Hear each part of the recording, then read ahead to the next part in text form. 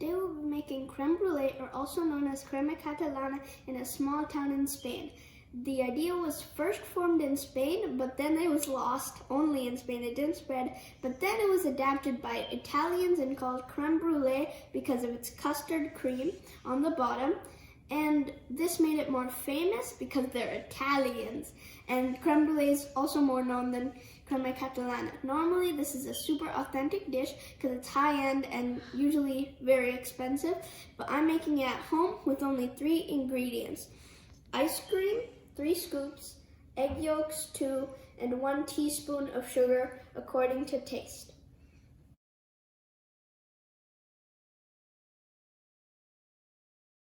What you first need to do is put your ice cream in the microwave. Mine is melting a little bit already, but put your ice cream in the microwave for about 20 to 30 seconds until it melts. You want it to melt, not to get hot, but if it does get hot, you can wait until it gets to room temperature.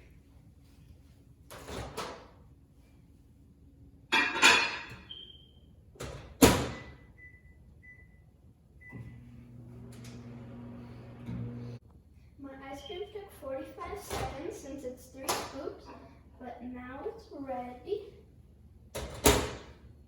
I'm going to mix it up to see if there's any chunks. No chunks, it's nice and smooth. So if yours is hot, you can wait until it gets to room temperature, but mine is just melted, so I'm going to add the egg yolks now and mix it up.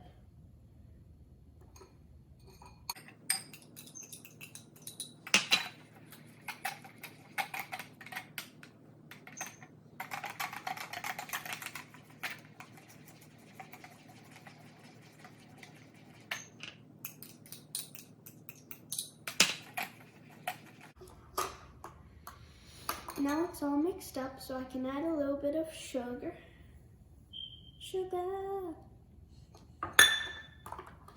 This just adds a sweetness to the custard. If you don't add it, it's a little bit bland.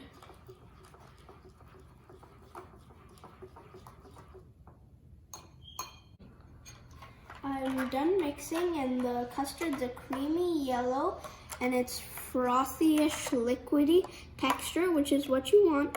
And to bake the custard, I'm gonna transfer it into these 2 and do a water bath. And the water bath requires the water that I've heated to 210 Fahrenheit. And I'm just gonna pour it into this tub about half of the way of the tub that you have the custard in. So now I can transfer it.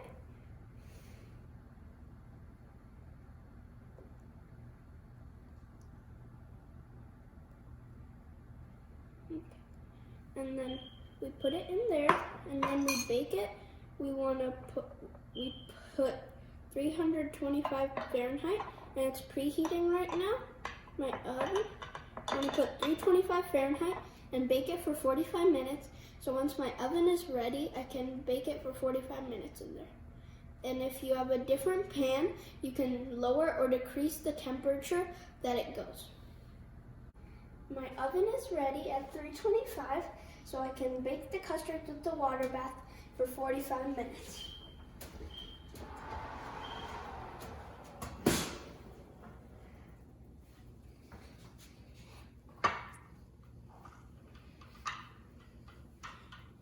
Have to be careful.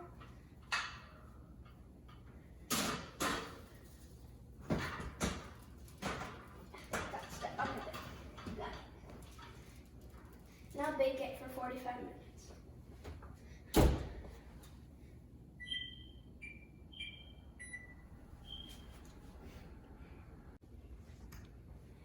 The baking is done, and it only took us 40 minutes because it's in a glass dish thingy.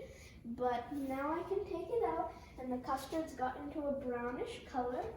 And once you take the custard out, you have to wait until it gets to room temperature, and then you can put it in the freezer for 1 hour to 1.5. We figured out that 1 hour was best because it got that soft custardy texture even before you caramelize it. So you can freeze it to 1 hour or 1.5 hours if you have something to do in the middle. And you can see that the custard's getting this brownish texture color, like a light brown tanned color on the top. That means that it's ready. And if it already gets that, like a little bit in with a little bit left, then you can take it out. You don't have to wait the whole 5 minutes.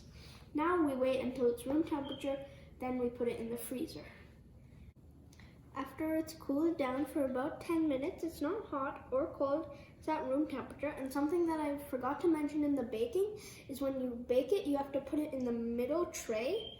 And so for the cooling procedure, when you take it out of the oven, you put it out of the water bath and then let it cool, not in the fridge, just outside to get to room temperature. And once it cools, it should be about this texture, a little jiggly. See, it like comes up a bit. And then you know that you can put it in the freezer for 1 hour to 1.5 hours.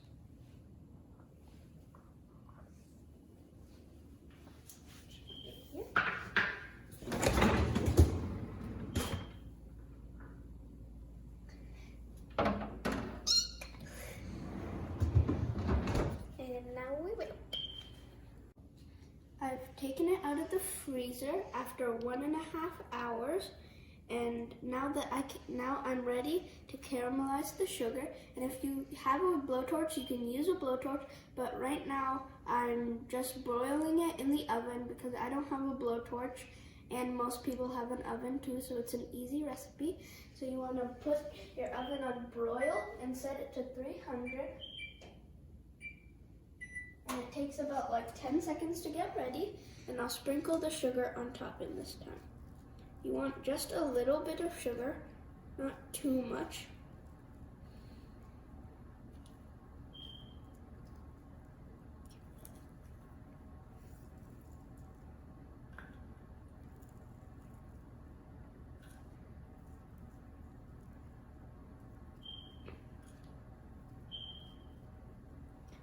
Okay, this is ready.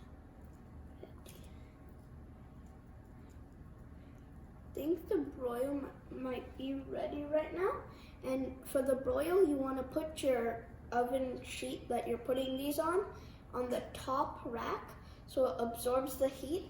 And it shouldn't take more than 1.5 minutes for it to caramelize, so you have to keep observing it. See, it looks red. Get out.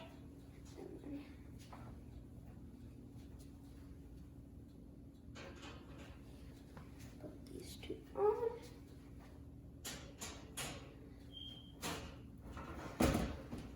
And then keep observing it as you broil it.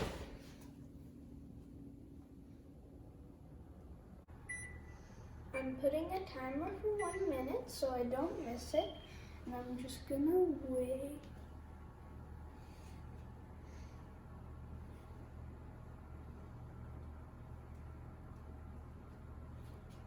It's getting a little bit brown on the edges, but we still need to wait a little bit more time.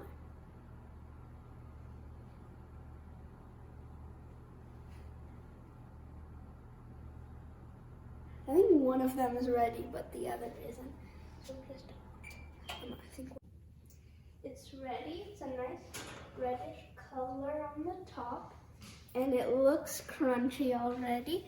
So I'll just set it down, and once it gets a little bit cooler, I can put it in the freezer and wait another 1 hour to 1.5 hours. If you're in a rush, you can only do like 45 minutes because this step isn't that important. It just cools down the sugar that's too melted and liquidy. I put it in the freezer for 1 hour and I just took it out, and it looks like the top is a bit less hard than it's supposed to be, but it's still a little hard because we baked it in 325. But in our trials, we figured out that 310 was better than this.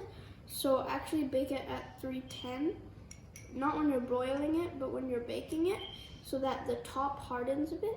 But now I'll taste it. See, you can see on the top, it's like a little bit crunchy. Look, it's a custard.